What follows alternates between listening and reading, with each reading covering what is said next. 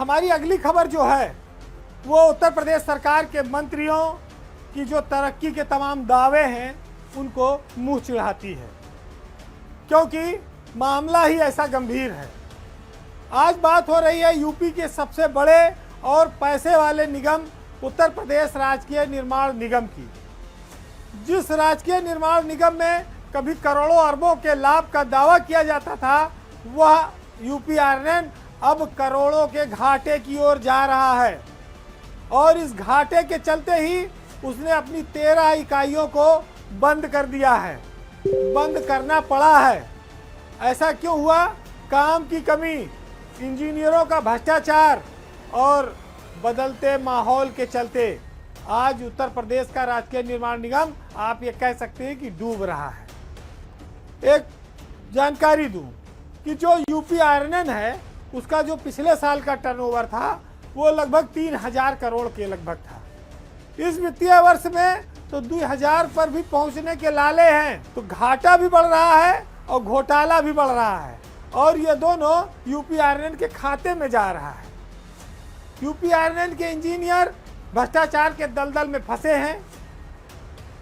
जो निगम कभी देश में नंबर 1 निर्माण एजेंसी रहा हो, उत्तर प्रदेश नहीं यूपी के बाहर तमाम स्टेटों में उसके काम चलते रहे हो, विदेश तक में जिसके सम्मान से चर्चा होती रही हो, वो यूपीआरएन आज रांची, हैदराबाद, गाजियाबाद, तमाम सारी कौशाम्बी, इन सब यूनिटों को बंद कर रहा है। क्यों?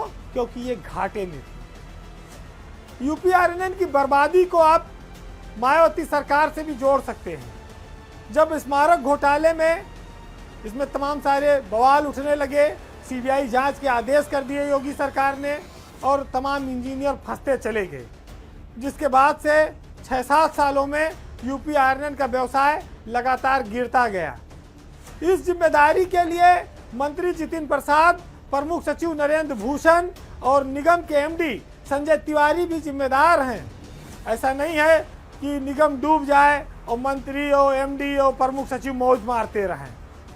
आज कारपोरेशन की साख पर जो बट्टा लगा है, जो व्यवसाय गिर रहा है, उसको ये लोग हाथ बांध कर खड़े रहकर देखने वाले जिम्मेदार हैं। जिस प्रदेश में जिस विभाग को मलाईदार माना जाता हो, मालामाल वाला विभाग माना जाता हो, वहाँ अब वो बंदी के कगार की ओर बढ़ रहा है। 13 यूनिटें उसकी बंद हो रही हैं। तो ये मुनाफा में यूनिटें खुलती हैं, घाटे में यूनिटें बंद होती हैं। काम आपके पास है नहीं, दाग इतना है कि उसको छुड़ाते छुड़ाते मरे जा रहे हैं इंजीनियर। निगम भले कंगाल हो जाए, लेकिन इंजीनियरों के पास अरबों की संपत्ति है, तमाम सारी शिकायतें हैं, विजिलेंस हैं, वो जांच में पूरी नहीं हो पाती। तो एक कारपोरेशन की मौत कैसे धीरे धीरे हो रही है, वो कैसे धीरे धीरे ख़त्म हो रहा है।